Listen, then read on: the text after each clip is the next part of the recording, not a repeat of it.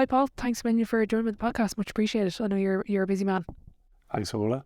Well, before we get into everything, I have a different variety of backgrounds and audience. I suppose some people involved in Celtic football or national sport, purely amateur, but give us a bit of an intro into who you are and what you do. So I'm Paul Blake. I'm the owner of Newcastle Eagles Basketball Club. I'm also the chairman of Eagles Community Foundation. And I suppose lastly, a shareholder in the British Basketball League. Very good. So getting involved, I know you bought the team for £1 back in, was it 1996? Talk us through kind of the years getting up to... Yeah, not quite that far back, 1999. But I started at the, what was Newcastle United Sporting Club in, I'm going to say 97, July 97.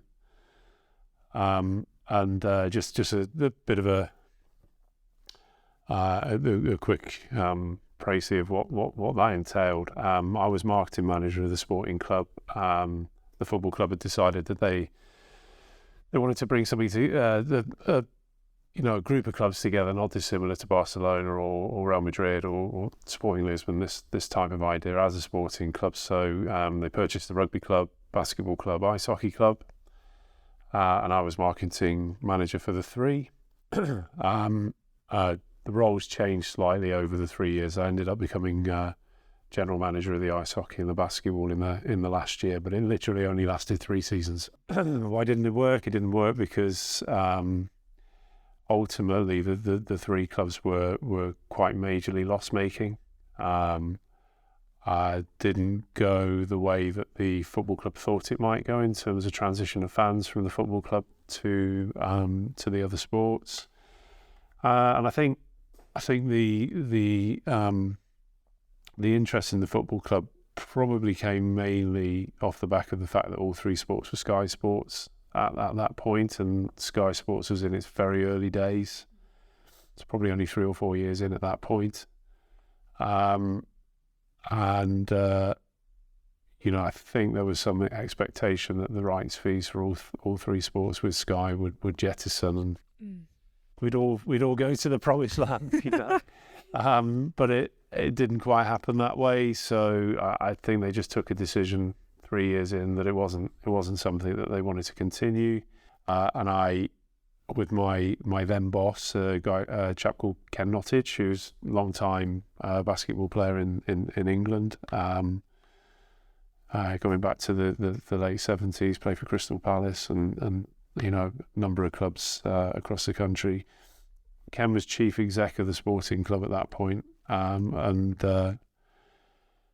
was essentially given the role to sell the 3 teams.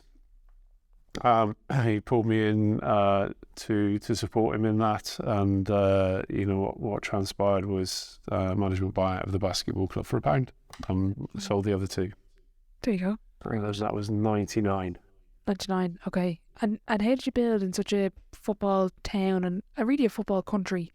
How did you build a fan base into what it is now and become, the most successful BBL franchise, with all the obviously players and people make an impact, but even speak about the foundation, the thought process behind building the club as an overall? It's been very, very much grassroots up. The team's had a lot of success over an elongated period. But that success has all been built on, what we would call firm foundations of a growing playing market for the sport. And we were quite clear from the day of takeover that we needed to do something to help grow the infrastructure of as a priority junior basketball in the region. Basketball in this country, and probably not dissimilar in Ireland, doesn't have the greatest infrastructure for access to junior participation. So in lots of parts of this country, if you want to play on a junior team, you're going to join a national league first, which for me is very strange, having played football, rugby, cricket growing up, and basketball as well. But you would always enter a local league team and play the team a mile down the road, not a team 200 miles away, as your first entry into a sport. So So we've worked really hard to build that sort of junior local league participation infrastructure in and around Newcastle, to the extent today that I think the figures, as we sit in the foundation office here, the figures are at 2,200 players playing across in 13 clubs that we run, and those 13 clubs come and play their league games here on a Saturday and a Sunday here at Vertu Motor Arena. So that's 150 teams just short of playing their games here. So all on a participation level basis. Talented young players within that system will move up to the academy teams, Newcastle Eagles under 14s or 16s, boys, girls, and then they'll go off and play around the country. Yeah. But there's that participation base below. So we've worked really hard for 20 plus years now to build that infrastructure up. And I think it's fair to say that infrastructure has helped to build a market, a support base, not only for the men's team but now the women's team as well. And who knows, moving forward, we have a strategic relationship with Newcastle University and then their National League Division 1 team on the men's side. Obviously we're playing academy games and all can be spectated at the end of the day. So and what we're all about is just offering more basketball ultimately. When we're looking at the Super League, I suppose there's a conversation about how we grow the league and the game as well as not just the top tier league. But I'm interested in the grassroots approach. Is that something that clubs should look more at rather than just kind of bringing in, maybe signing a player maybe of a higher kind of budget than they might have had? Like what the argument is there is, do you make it a show to get people into the gym, or do you build the club from the ground up? What is that? You went from the ground up. We've gone from the ground up because I'm ultimately I have a marketing background and it's all about the market and how knowledgeable is the market about our product.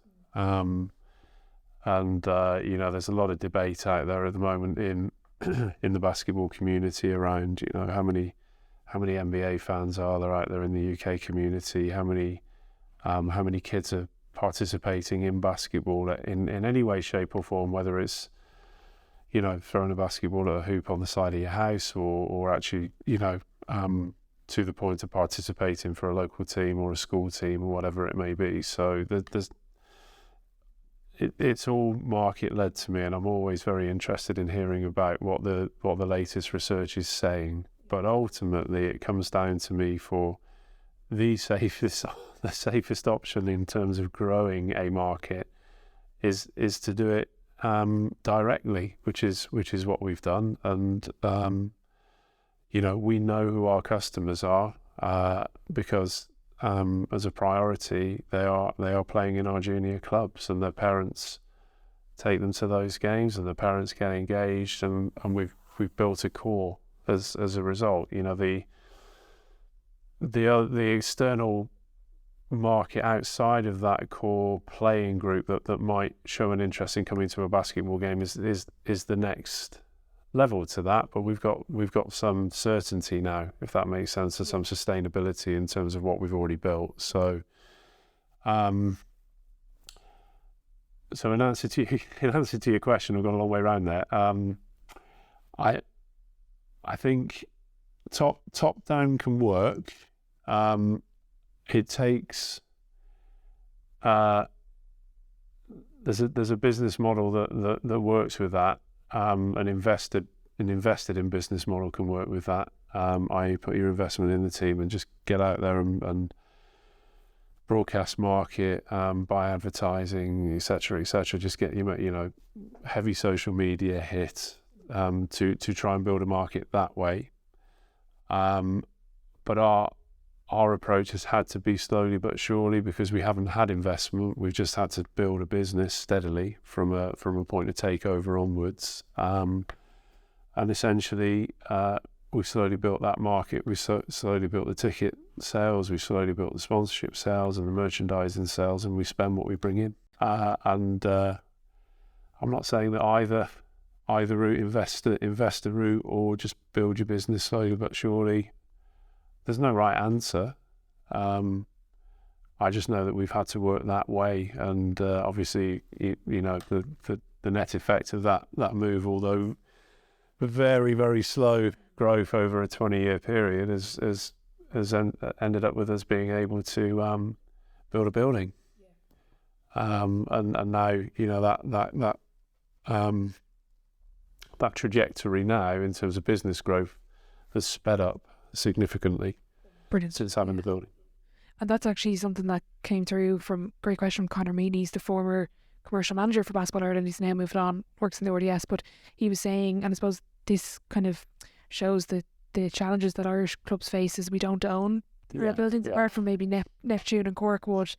Maybe one or two clubs have access to schools, but how has the arena changed the capabilities and the sponsorship and the opportunity for Newcastle Eagles? Yeah, so a number of us within the league have said for a long time, and within the sport have said for a long time, that we're asset poor as a sport.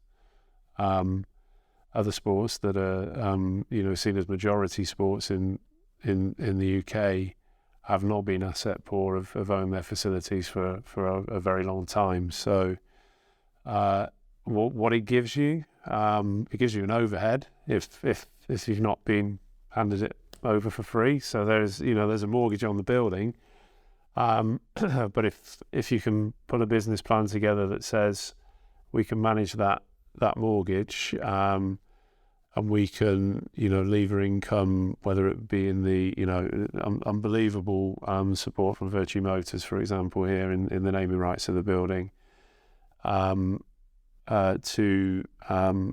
the key thing for us, and it's the key thing for a lot of sports, to be honest, a lot of pro sport, is the ability to exercise secondary spend. And what I mean by that is the food and beverage that goes with, a professional event. That's changed the way we work overnight. The ability to run other events in this building outside of basketball, because community basketball and the income that comes with that is not necessarily going to pay the bills here. So we need other events outside of the BBL games and the WBBL games to help what is a bit of a loss leader in the sport provision. Just all a whole number of things where ultimately, for years we've had to hire somebody else's building, and the consequence of that is the landlord of that building will also get the secondary spend. We've never been able to control all of our potential income streams, whereas now we're controlling all of them. And that's just a complete game changer. Okay. And how do you balance, I suppose, when we're looking at, let's say, the National Basketball Arena, for an example, or even a club if they bought a building, how do you balance having, obviously, time for basketball, because that's why you've built the building, but the commercial opportunities that don't limit the basketball? How do you try to find a balance that, for example, let's say if you took 3 or 4 or maybe 2 or 3 minority sports in Ireland and built a purpose-built arena for all 3, let's say basketball, volleyball, badminton, that would be the argument is, well, everyone needs each other, but how do you balance the time within the 3? Yeah. How do you find that? That's a really good question, and I'll be honest with you, when we were business planning for this, and even to the day that we moved in, we didn't have a concrete answer for that. It was just a case of, we're going to, don't let it be an obstacle.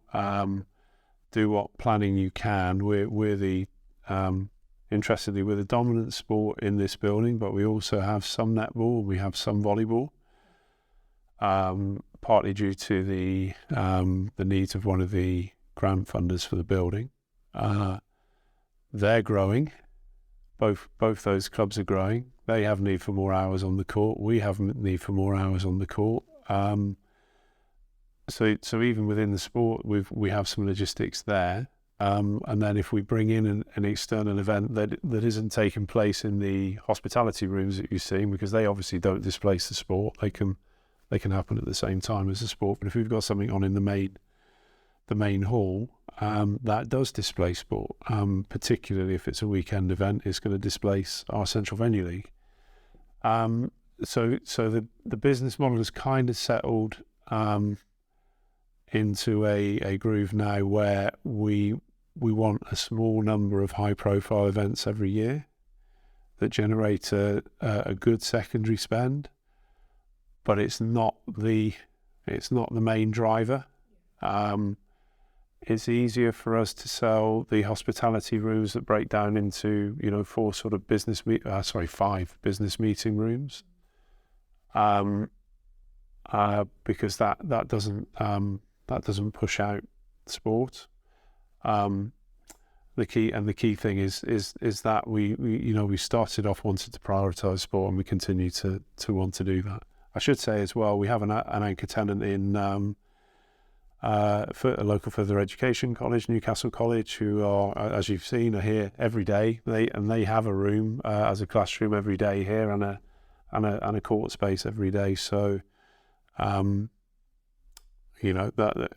another partner really that if they weren't part and parcel of what we're trying to do here, it would become virtually impossible to make this building work. So there's a number of different things, but like I say, the priority really is continuing to grow, particularly from the foundation's point of view, the junior clubs and the number of young people playing in those clubs and the number of teams that play in the Central Venue League here. That's the growth part of the real growth part of what we're doing. With Irish basketball in particular, I'm speaking with it because I know it's very family oriented. There's only a couple of families nearly that have shaped the sport nearly at this point in time. But for people that don't come from a basketball background, particularly maybe a corporate, how have you find them buying into the hospitality side of things, the kind of investing in sport without having that family tie to it? So another good question. I mean, historically, so if we go back, obviously we've been in this building for 4 years, and 4 years is probably only 2 with COVID. The hospitality rooms that we've got it's the first time really that we've had proper access to sit down hospitality as you would see it at the rugby or at the football or at, cricket or the traditional sports in this country. We just didn't have that space at our previous venue in any size, and we didn't have it all the years that we were at Newcastle Arena. There were a couple of bars, but not really an ability to sit people down. So it's fairly new to us. I would say this season is the first season that it's really started to kick on, and the challenge has been for us, how do we engage the traditional sports hospitality market to turn their heads and think about coming to this as an alternative to the other sports in the city, or an addition to, because it's comparatively not that expensive. And I have to say it's worked this year. I had some hesitation last year coming into this year that traditional market would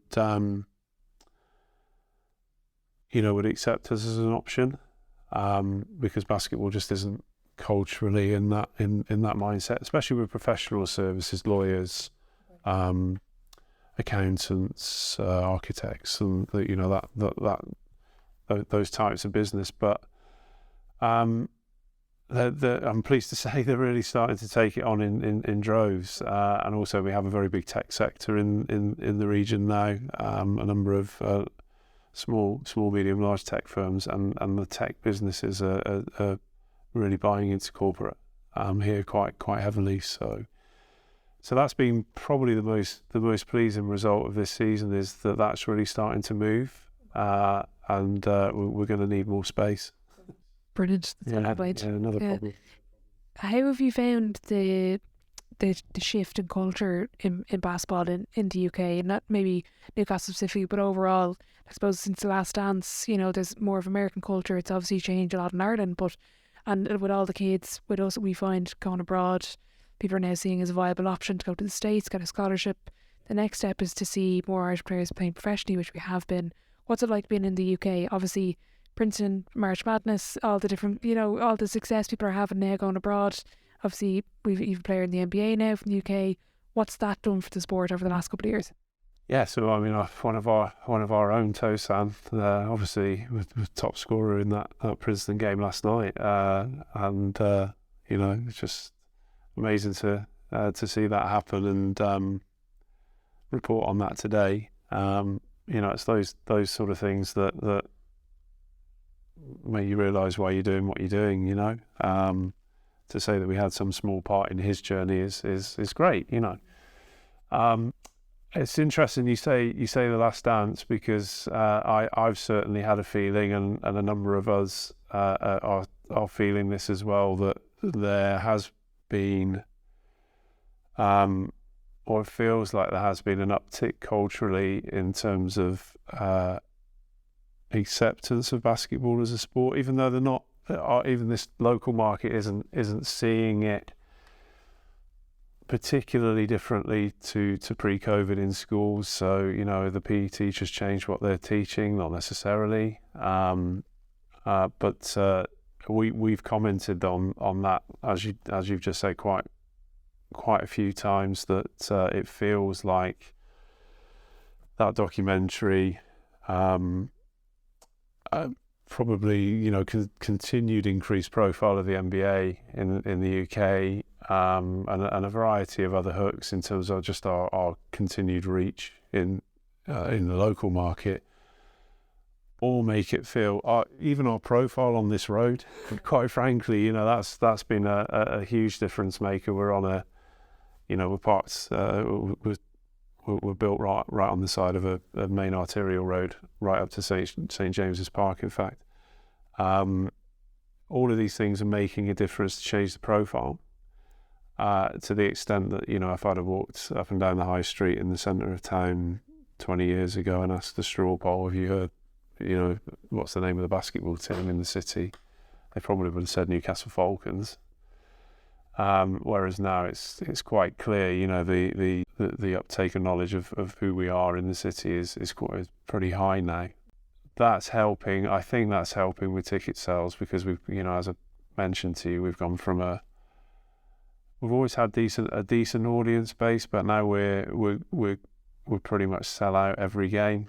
I think we're about 100 tickets short tonight. We've been sold out the last 6, I think. And you know, that's with a minimal marketing budget, really, you know, quite small marketing budget. So we're looking at it now and thinking, right, we need to get some more seats in the building. How do we do that?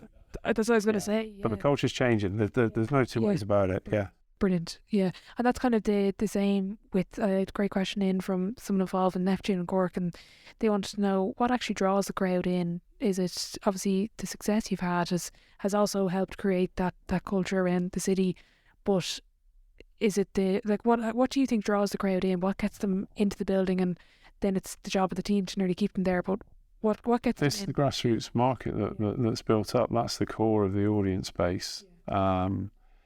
I would also say actually technology has really helped over, you know, having worked in this when there was no technology to talk about. You know, we used to have to post all our marketing materials. We used to, you know, do 5,000 mail shots and have to put a stamp on every envelope. I don't miss those days.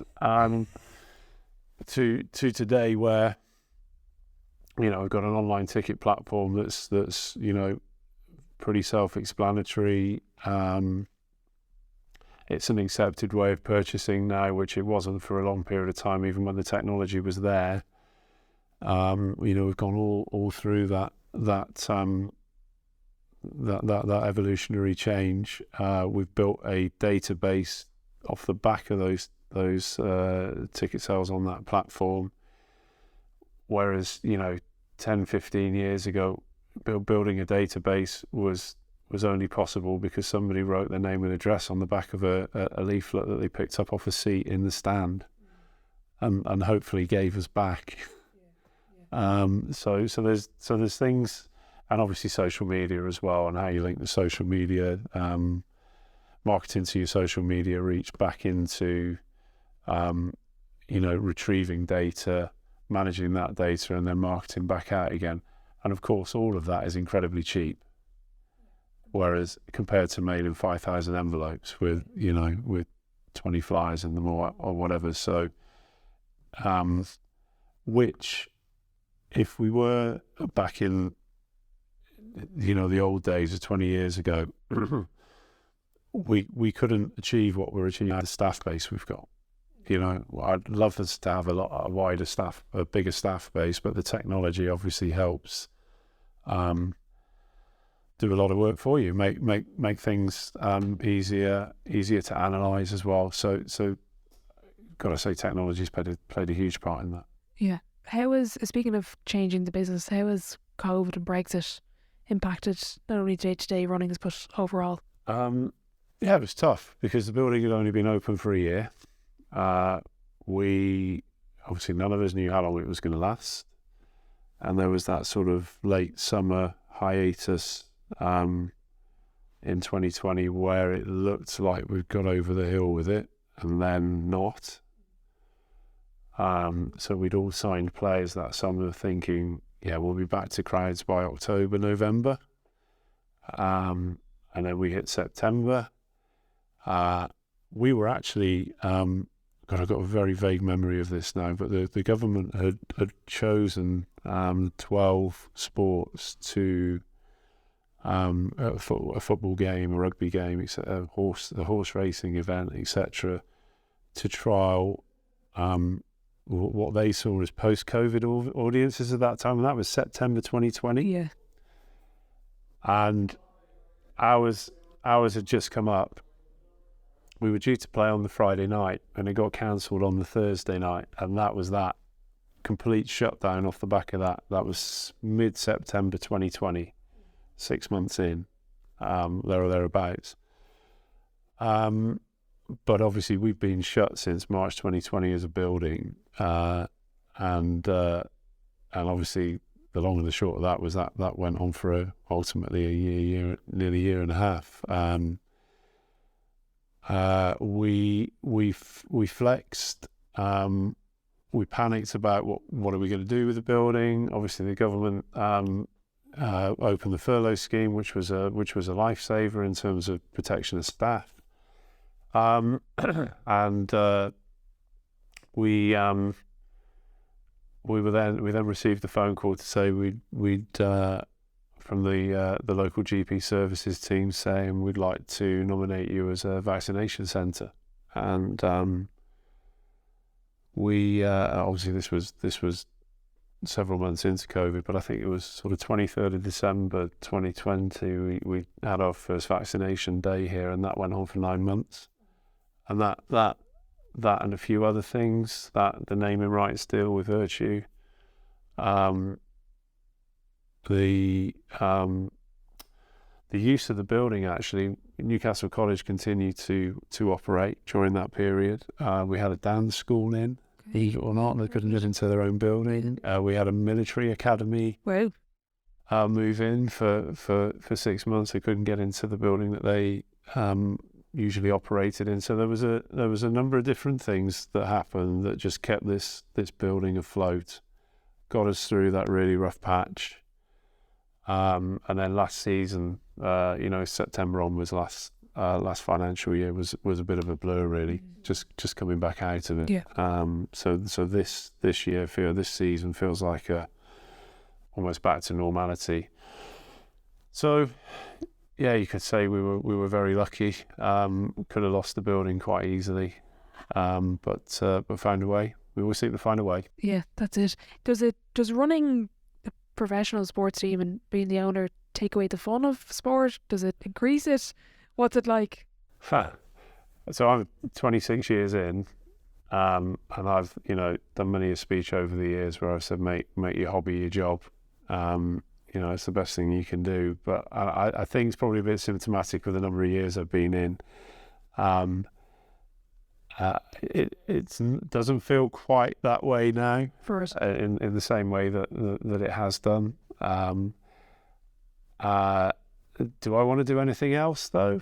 Do I have an ambition to move on from this and do something else? Not really, and I think that's an indicator that I still love what we do. Yeah.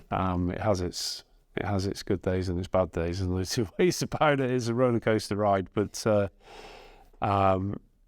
but it's still we see it as a, I say we because obviously the staff's like a family, and it's actually a partnership really. Myself and my wife's the chief exec of the foundation, Sam.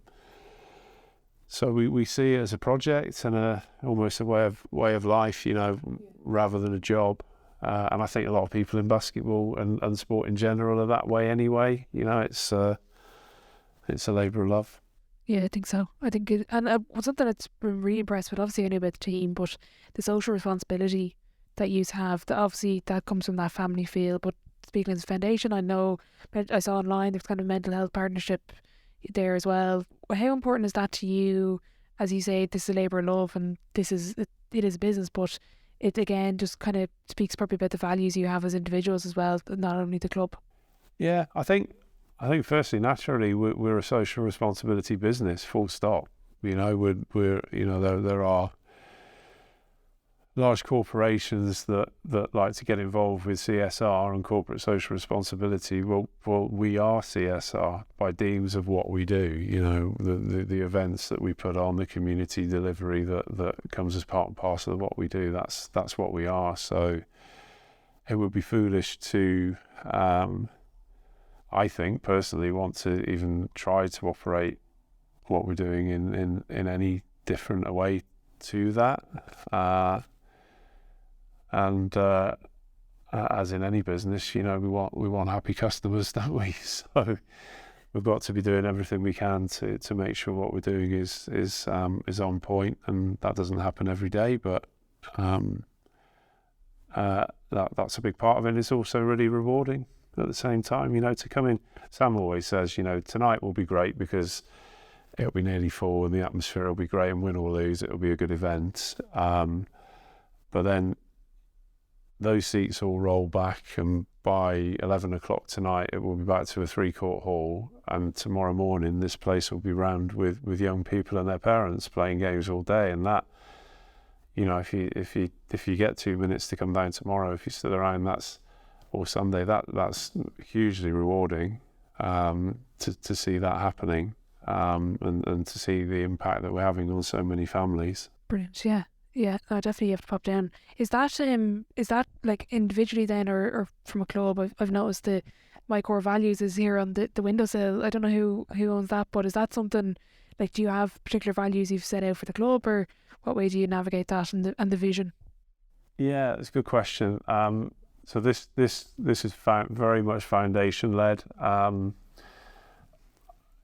We're tied at the hip at the end of the day, the club and the foundation. As you can see, we're just both operating as small offices here, so we're all very close.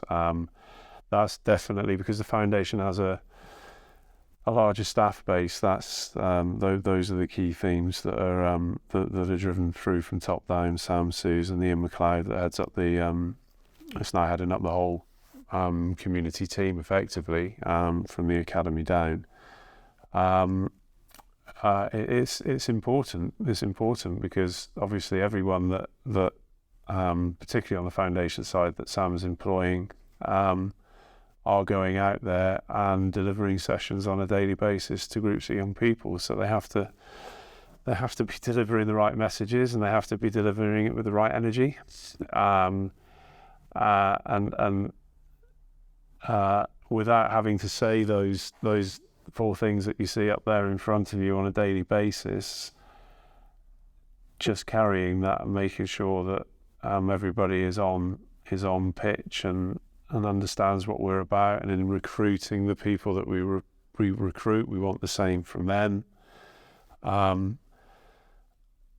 It just makes a lot of sense to just have that sat there, and what does it say? Empathy, honesty, growth, accountability. We're quite as I think you probably have seen, we're quite transparent. We don't, there's no secrets here really, and I think that's important. Everybody understands what's going on. As organisations get bigger, that becomes more hierarchical. That becomes more difficult. But we're kind of still at a point now where even though we've got the most staff we've ever had, we're still quite a tight team. Yeah, Yeah. When there's someone listening here that's involved with, let's say, Super League, National League team, what things can they implement to become more professional without having a budget? And I know that's a very difficult question. Obviously, depends on every situation. But what are the little, maybe intangible things that would just make a more professional club or setup that you've noticed? It's a really good question, because I wouldn't profess to say that we're the market leaders in that area at all. We're still learning, and equally. We've played against a number of Irish clubs over the years. We're not dissimilar. We're really not. I would say there are. As time goes on here, and as we're generating more money, I'm seeing very, very clearly that we need to put even more focus than we've had on attention to player needs. And I think when you're in a competitive environment, you're obviously trying to be a step better than your competition, because that's all part and parcel of the player recruitment. Come here because we do what they don't, or we can add this value. And that's a good driver in a lot of ways, because that should be driving us all to be offering a better service, if that makes sense. So whether that be in medical or housing or cars or transport, just all around trying to make the players' life a more comfortable existence. Training regime. Do we train during the day? Do we train evenings? What are we asking players to do in the community? Should they do any community? Should they do none? That's an interesting debate in itself. I'm very strong on the fact that regardless, they absolutely should, but it needs to be controlled and managed properly, and administrated properly, and not thrown on people last minute. So there's all manner of things there that we're getting better at, but I'll give you a prime example. I was at Newcastle United training ground 2 mornings ago, because we're starting to tie some relationships up with Newcastle United, and immediately you're obviously I've historically been there a lot because of my previous role, but the minute you walk into that environment and the chef's cooking breakfast for the squad in a lovely atrium space, right, looking out on the training ground, the whole culture, and the way they're able to manage, and the medical room is just along from, and just great, and I had an experience of this time last year of being taken around on a tour around the Toronto Raptors facility, because obviously Fab are ex-coach at the Raptors now, and very similar to what you see at Newcastle United. They're really focusing on key areas, where the players eat, where the players get the medical treatment, what the quality of the practice facilities are, the gym,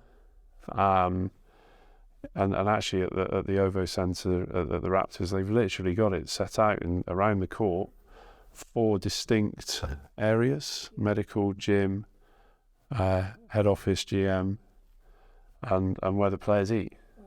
And then you've got the great big video room and all that sort of stuff, So you look at those things and you think, wow, it would be great to aspire to get to that. But realistically, the sort of turnover that we're at as an organisation, we're not Newcastle United, Man City. We're closer to League One, League Two football, and clearly they don't offer what a Man United and Man City can. So we've got to be realistic in our aims at the same time. But I'm just in you asking the question, it literally is like hitting me this last couple of days. Right, what do we do now off season to jump this up a notch? Where the players eat when they have lunch. Can we move them to somewhere that is better for them than where it currently is? That sort of stuff. Yeah. It's funny with I suppose Gaelic football being Ireland's, it's an amateur sport. It's probably it is the biggest sport in Ireland. But the 4 professional clubs are rugby. It's kind of this, maybe more from a coaching side of things. I'm not sure about the structure and administration, but it's very much we don't tell anyone what we do. We don't share, even though we're probably doing the same thing. Nobody knows what we're doing. We don't share it. It's very much secretive.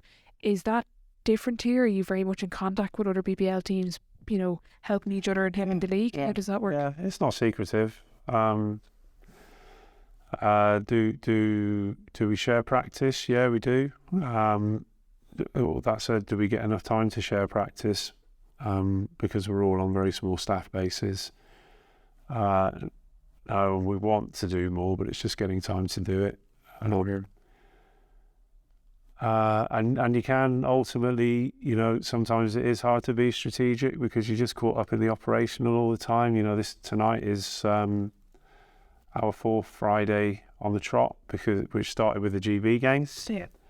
Then third BBL game in a row. And you talk to our staff right now, even though that's only one event a week, there's an attrition that comes with, and we've got another 4 to go. Yeah. There's an MMA event on next weekend, which we'll all be working on that, and then another 3 BBL home games to the end of the season. So we're in a sort of an 8-week window here, and the opportunity to be strategic on anything during this events window. By the way, we've got the WBBL games as well. Yeah. Is difficult. It's difficult. So our planning opportunity is always the summer. Okay, very good. So just sit down and refresh. Get a break first, and then. Yeah. Do take a break. Yeah. How has the landscape of the league or the dynamic changed since the investment or even actually the salary cap has been removed? How has that changed the league, and how do you compete, when you've teams of different budgets? There's kind of this argument now there's a discussion of bringing in the second American rule back into Ireland, but they've 2 Americans on the court. Right, okay. Which would be massive for the game, but it's then, financially one team can't afford it, the other team can. And what's the current rule? Sorry, the current rule is you're only allowed 1 American on the court. Right. But there's also talk of a rule coming in where you have to have an Irish player on the court at all times. Yes. I'm not 100% on the rules, but it's definitely the 1 American. But that's they're looking at changing that. So I'm interested in how that's worked here, or how you're managing it. So you've picked a good game to come to. Yeah. So we've got London Lions here tonight. Their team budget is significantly higher than ours, and that's reflected in the quality of player that they have now. I mean, at the top end of that, Sam Decker, who, a Wisconsin legend, and was with the Raptors for a short period last season. And so it's in a sense, it's a double-edged sword, isn't it? Because on the one side, it's amazing to be able to say that we've got this level of player coming to play here, and in the league, and they're pushing boundaries with European competition. Obviously, that they had a close loss last night. Was it last night? Night before? Thursday, was it? Last night must have been. Yeah, where are we now? Friday. Might have been Wednesday night. Maybe, yeah. It's Patras, I think they played in the Euro Cup. So that's all groundbreaking, and we know the journey is all about Euro Cup success. Can they find their way to EuroLeague? It's a great story, and that's obviously balanced off against league competition, and can we remain competitive? And there's I think the way we've got to look at it for now is salary cap, no salary cap. The sum of money that they're spending is significantly higher than pretty much every other team in the league.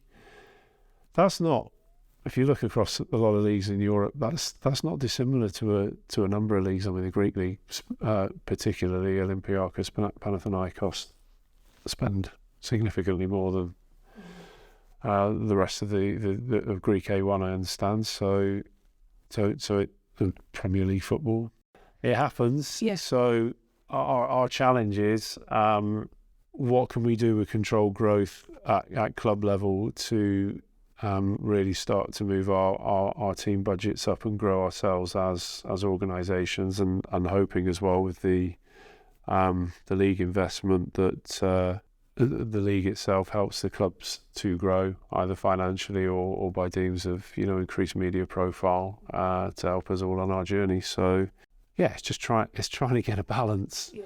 And ultimately, as I said to you before, we've been on this slow burn for a very long time now. That's been jet fuel because we've moved into a building that we've got control of, so we're in a slightly different position to one or two other clubs in the league. But you make a choice. You make a choice that says, do we just continue on this slow burn, or do we need a bit of jet fuel to in terms of investment to try and speed this thing up? And that was a collective decision made by the clubs that said that we need investment. So we've got investment. Yeah. Now we need to work on how that works for all of us, and I'm right in the middle of that. So it's interesting, it's exciting, and the most important thing to me, and I make no apology for this, and every club in the league has heard me say it. We've got to take everyone with us. We cannot afford to lose clubs. We have a history of losing clubs. Lots of basketball leagues have histories of losing clubs. And the goal is that we've got to be a minimum of 10 in the Premier League, and hopefully it expands. So it's just back to that balance. I'd be interested to get your thoughts on this in terms of the Irish League and the Irish senior men's team, for example.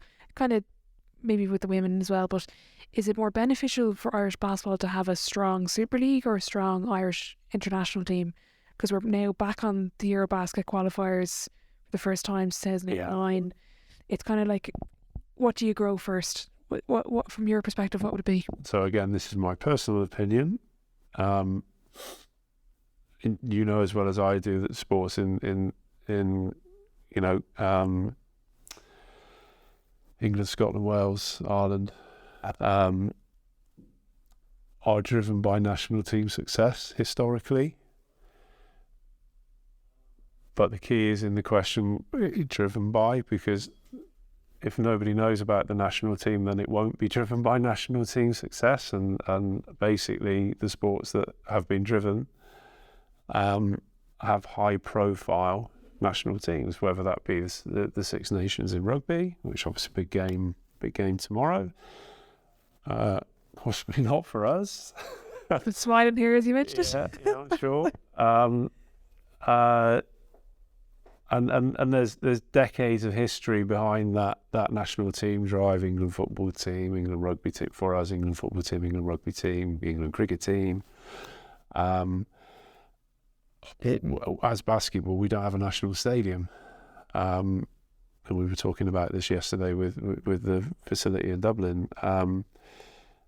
We are not in the same business model as a sport as those sports are. So I would say personally, and I think this may apply to Ireland as well, but from a GB perspective at the moment, there's still, and we've had 7 home games, well, six home games here in the last 7 windows for the GB men's team.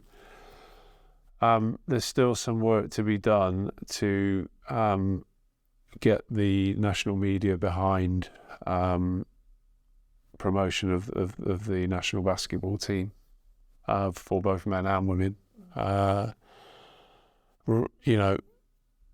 Frustratingly, they've both had a level of success recently, in terms of Eurobasket qualification. Even going back to 2012, that's been there. I mean, it's been up and down, no question. But I don't see it as the driver right now. It should be, but it's not. And it needs developing in the same way that the clubs need developing. Okay, interesting. Is in terms of you speaking about grassroots, speaking of development, with 777 investing in the league, grassroots wise, what's the commitment wise for funding? And it's the same in Ireland. There's obviously lack of funding to develop kids and develop the league, and then you develop it's all a circle really. It's the same cycle. Of course it is, yeah. What's the level of funding or commitment been for bringing up a grassroots like yourselves have built, but on maybe a national stage? Yeah. So all I can talk about is our access to funding for what we've done here. Okay, and in recent years, particularly post Labour government, where that whole decade or so, there was significant access to grants to be able to deliver sports activity. It's changed significantly over the last 10 years. So we've had very, very limited access to government support and grant support, other than for revenue-based activity. Okay. Capital. Yeah. We were very lucky to raise the best part of £4 million in grants for the facility, including Sport England, the Local Enterprise Partnership, the City Council, and Basketball England. But on a revenue basis, support to build the club infrastructure that we've built from a grants perspective hasn't been there. Okay. I think it's fair to say, with the exception of one or two smaller supporters. So it's really been built on a subscription basis. Okay. The young people paying a subscription as they would in other sports to build the programme, and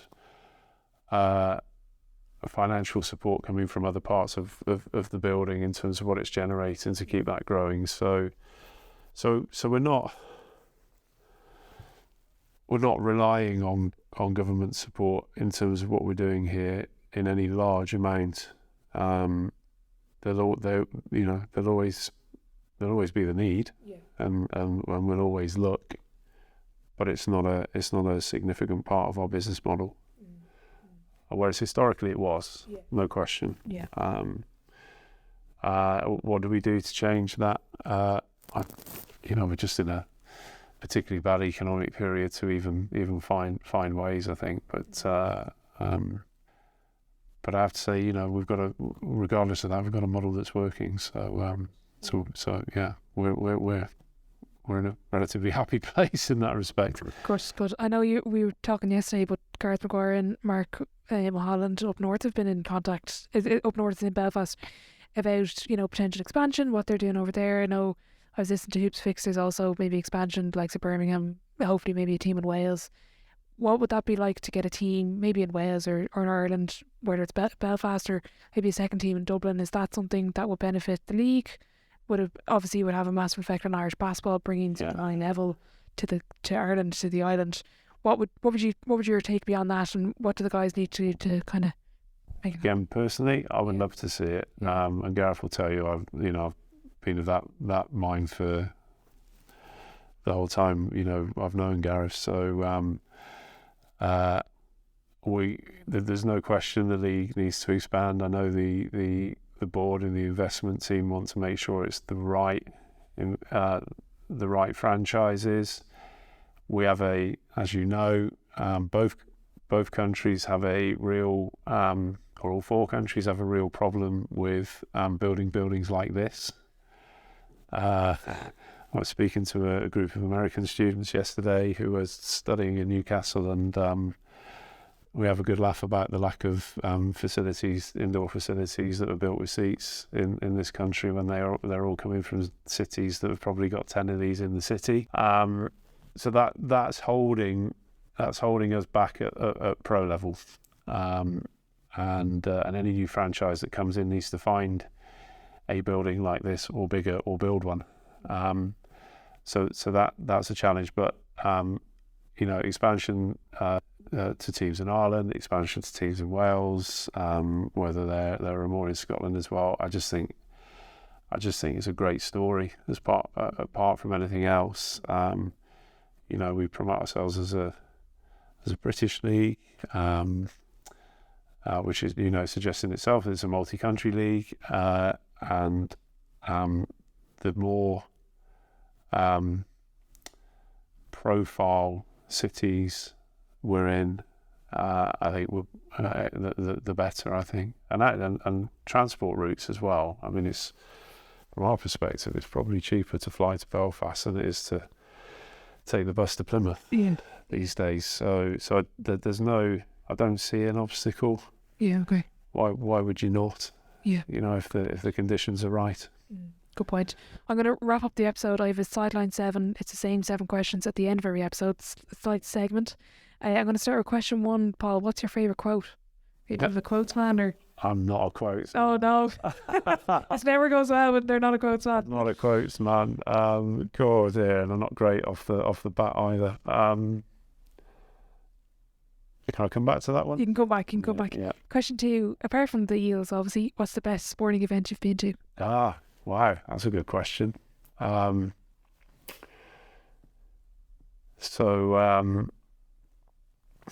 have a think. A number of NBA events I've been to. I've not been to an NBA finals event, but seemingly every NBA home game I go to, particularly the Raptors one last year against the Lakers, was great.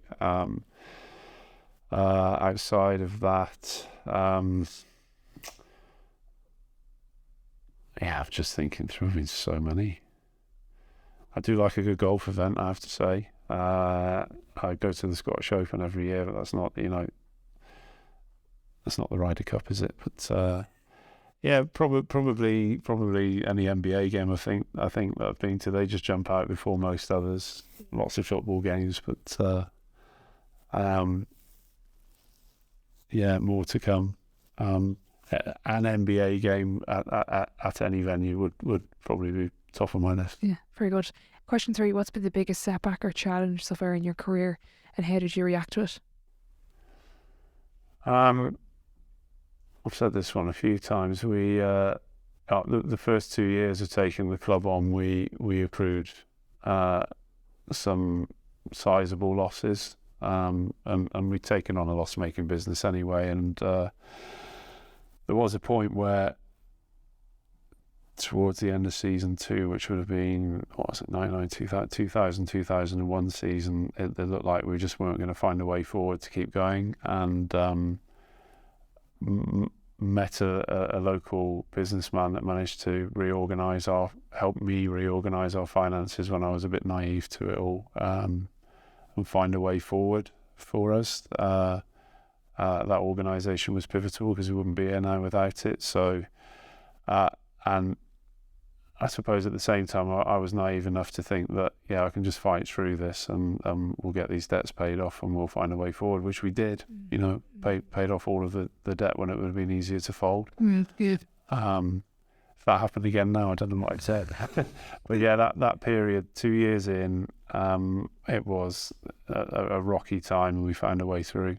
Never looked back since. Yeah, and you've won how many championships since? 27 trophies. Yeah. It's slightly ridiculous. Yeah. 3 years later, we'd won the first trophy. Yeah. And it could have really gone like that. Yeah. That's Easily, honestly. And when I talk to people about that literally came down to, and maybe this is a phrase for you, to answer question 1. People say you've got to fail to succeed, and I just can't accept failure. Right, very good. Yeah. So we could have failed to learn the lesson and move forward, but I just couldn't accept failure at that point. We just found a way to succeed. Yeah, very good. Kind of on the flip side then, of all the 27 trophies and everything you've achieved, what has been your biggest achievement on or off the court? Good question. I think we've always said, well, building the building, there's got to be number one. And just the growth in the number of young people playing in the system that the foundation have created, to get over 2,000 players playing in that system is, just mind-boggling really when we think about where we started. There wasn't, late 90s basketball in this area had hit a bit of a slump. for lots of different reasons, but literally the local league that I was playing in at the time, we had one men's local league that had 9 teams playing in it at that point. It had really died a death. And you were looking at it then thinking, where is the sport going? And now you look at it today, and it's just a complete change from where it was. So yeah, I think that is probably the building and the community programs, as much as the third one would be going to the O2 to and winning a final at the O2. Taking our little club to the O2 Arena was something else. Pretty cool, I'd say. Yeah. Looking back, what advice would you give your 18-year-old self? Good question. Really good question. Get good at admin. Stop procrastinating. Yeah, 100% that. Very good. I had loads of energy back then, but was a bit of a procrastinator. You're a dreamer, not procrastinating. God, it's such a long time ago. I think I was always keen to learn, and really enjoyed my degree, and then I did a master's. But playing sport always came before the education. So the essays and the dissertation was always in very late. Very good. Yeah, I still have nightmares about that now, actually. Question 6: who would be your dream dinner guest and why? I've been asked this a few times before, but I know it's cliched, but you got to say like Michael Jordan, haven't you? Yeah, that one's always kind of top of the tree for me. I met him once fleetingly. Oh wow. Yeah, but there's probably several others, but that one would be, if you're saying one, that would be top of the tree. Yeah. If you could meet any other owner of a sports team, who would it be? If I could give you anyone. I'm going to say Jerry Buss. Good, Only because of the recent series, and I just think that would be funny. That would be worse. Or would it be funny? Mark Cuban, it used to be an interesting guy. Just thinking through, they're all basketball related, aren't they? At the end of the day, yeah. Mark Cuban's interesting. I've listened to a couple of his podcasts.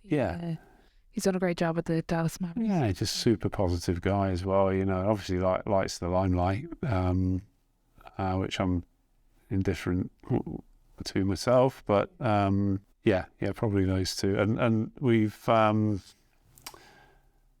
I've not had any opportunity to sit down and talk with the president at the Raptors, Masai. He played here. I mean, you probably know the story. He played for Coventry Crusaders Basketball Club, and he ends up as president of the Toronto Raptors. And obviously, Fab and Nick are both there with him. So it'd be nice to have a meet with him at some point, because we've got a funny, not close, but there's a connection. Yeah, definitely. Yeah. Final question before I let you go. You've been so generous with your time. If your life was a book, what chapter would this be called? What next? What next? Love it. Yeah, different. Yeah, because and the reason for that is I've told you this is a project, and the project for Sam and I was always felt like a culmination in the building being built, but now that's built.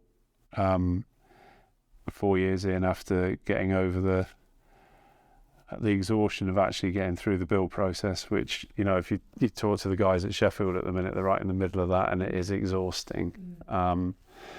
We're now realising that we need to build again, and we need to find a way to do that. So that's part of the what next.